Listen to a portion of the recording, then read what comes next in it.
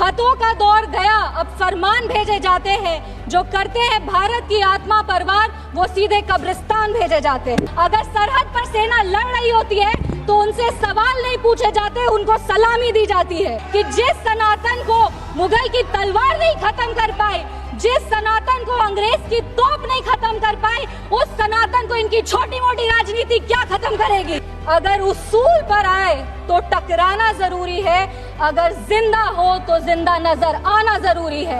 भारत एक जिंदा देश है, उसकी रगों में अखंडता का और एकता का खून दौड़ रहा है और हमको गर्व होता है कि आज ऑपरेशन सिंदूर पर बोलने का अवसर हमको मिला, क्योंकि इतिहास में ऑपरेशन सिंदूर को स्वर्णिम अक्षरों में लिखा जाएगा, क्योंकि विश्व स्तर पर इसने एक न्यू नॉर्मल को स्थापित किया है भारत के लिए।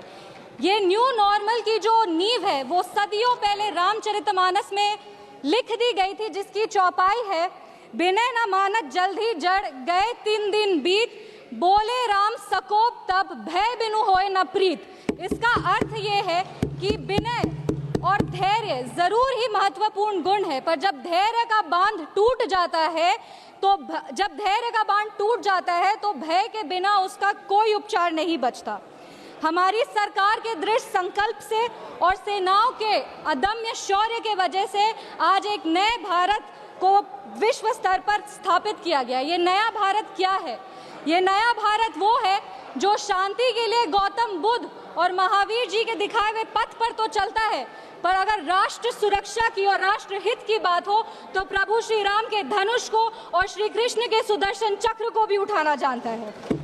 आज इस चर्चा के 2 भाग हैं। पहला भाग है पहलगाम पर हुआ अटैक और दूसरा ऑपरेशन सिंदूर। पहलगाम पर जिस तरह से अटैक आतंकवादियों ने किया, वो नागरिकों पर अटैक नहीं, वो मानवता पर अटैक है। आतंकवादियों ने धर्म पूछकर उनकी पत्नी के सामने, माँ के सामने, परिवार के सामने, बहनों के सामने सारे जो हमारे देश के नागरिक हैं उनको मार दिया। हम लोग ये पूरा देश वो चित्र कैसे भूल सकता है जब एक नवविवाहित महिला लाल चूड़ी पहनकर अपने पति के शव के बगल में बैठी थी। इसने पूरे देश को झंझोड़ करके रख दिया था। लेकिन दुर्भाग्य की बात यह है कि आज भी हमारे देश में ऐसे लोग हैं जिनको पहलगाम से ज्यादा दुख पैलेस्टीन के लिए होता है, क्योंकि ये उनकी राजनीति को फायदा नहीं देता। लेकिन जहां राजनीति के लिए कई लोग चुप्पी साध लिए, वहां हमारे यशस्वी प्रधानमंत्री ने राष्ट्र धर्म निभाया और उन्होंने महिलाओं के आंसुओं को ही नहीं पोंछा, पर महिलाओं के स्वाभिमान को और सम्मान को पुनर्स्थापित किया। हम बता देना चाहते हैं कि ये एक नया भारत है और आतंकवादी हमले के बाद ये भारत मोमबत्तियां नहीं जलाता, ये दुश्मनों की चिता को जलाता है। ये शांति चाहता है, पर शांति अपने शर्त पर चाहता है, और अगर अपने शर्त को नहीं पूरा किया जाए तो डिप्लोमेसी से डिस्ट्रक्शन तक का भी रास्ता जानता है। इसी बात पर हम एक शायरी कहना चाहेंगे, खतों का दौर गया, अब फरमान भेजे जाते हैं। जो करते हैं भारत की आत्मा परवार, वो सीधे कब्रिस्तान भेजे जाते हैं। अभी अपने कांग्रेस के साथियों का बात सुन रही थी और वो कह रहे थे कि 1971 में इंदिरा गांधी ने ये किया है, 1971 में इंदिरा गांधी ने वो किया, पर वो कभी भी 1971 का क्रेडिट बिहार के बेटे जगजीवन राम जी को नहीं देते हैं, जो तब के रक्षा मंत्री थे। बांग्लादेश ने उनको 1971 का वॉर हीरो डिक्लेयर किया था और रक्षा मंत्री होने के जंग के बाद भी उन्होंने सैनिकों के रिहैबिलिटेशन के लिए काम किया। लेकिन कांग्रेस पार्टी इसको कभी नहीं रिकॉग्नाइज करेगी, क्योंकि उनको दलित नेतृत्व से समस्या है। वो सिर्फ उनके साथ रहना चाहते हैं जो बाबा साहब के चित्र को अपने पैर पर रखते हैं। अगर हम ऑपरेशन सिंदूर की बात करें तो ये सिर्फ टेरर लॉन्च पैड्स को ध्वस्त नहीं किया, ये पूरी की पूरी तरीके से पाकिस्तान के हौसले को ध्वस्त कर दिया है। लेकिन एक आश्चर्य की बात है मैम, और आश्चर्य की बात यह है कि हमारे दुश्मन देश में एक युवा नेता है और एक युवा नेता हमारे विपक्ष में है। दुश्मन देश का सदन अलग है, हमारे देश का सदन अलग है, वहां के नेता अलग है, यहाँ के नेता अलग है, पर इनका सवाल एक ही है। विपक्ष का सवाल और दुश्मन देश के नेता का सवाल एक कैसे हो सकता है? मैं विपक्ष के साथियों को चुनौती देती हूँ कि अपनी राजनीति से ऊपर उठ करके कभी राष्ट्रहित की सोचनी चाहिए। अगर सरहद पर सेना लड़ रही होती है तो उनसे सवाल नहीं पूछे जाते, उनको सलामी दी जाती है।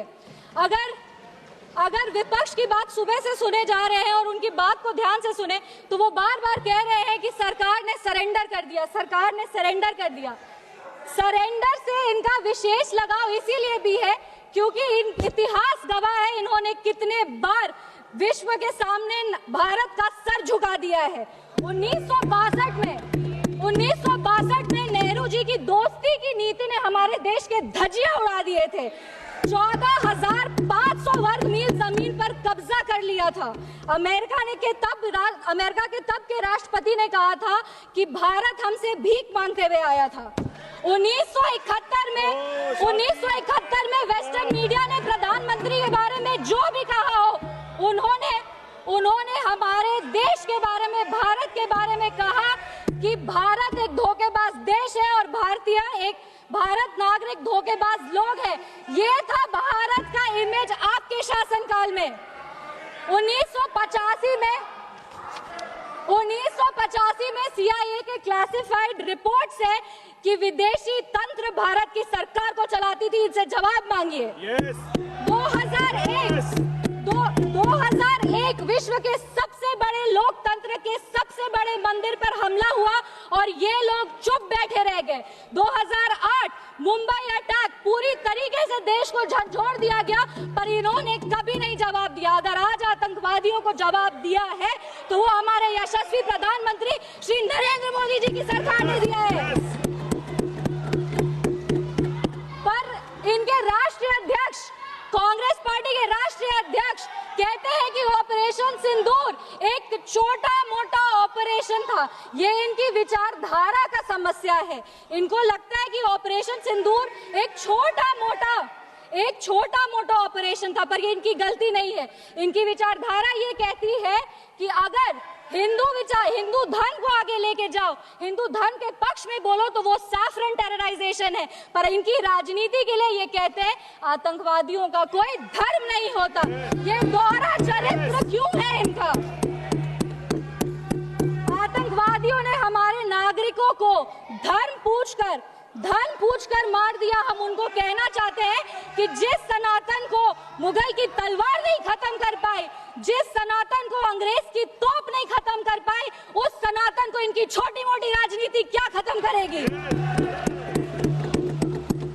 आतंकवादियों ने जब हमारे भाई लोग को मारा तो उनको मारने के पहले बोला कलमा पढ़ के सुनाओ। उन नागरिक की बहन होने के नाते, इस देश की बेटी होने के नाते हम उनको महाभारत सुनाना चाहते हैं। महाभारत सत्य और धर्म की लड़ाई जरूर है, लेकिन महाभारत द्रौपदी के प्रतिशोध का भी प्रतीक है। द्रौपदी का बदला महाभारत है और हमारी संस्कृति में है। अगर नारी सम्मान में त्रुटि होगी तो फिर से महाभारत रचा जाएगा। और महाभारत में लिखा है धर्मो रक्षति रक्षतः। जो धर्म की रक्षा करते हैं, धर्म भी उन्हीं की रक्षा करता है।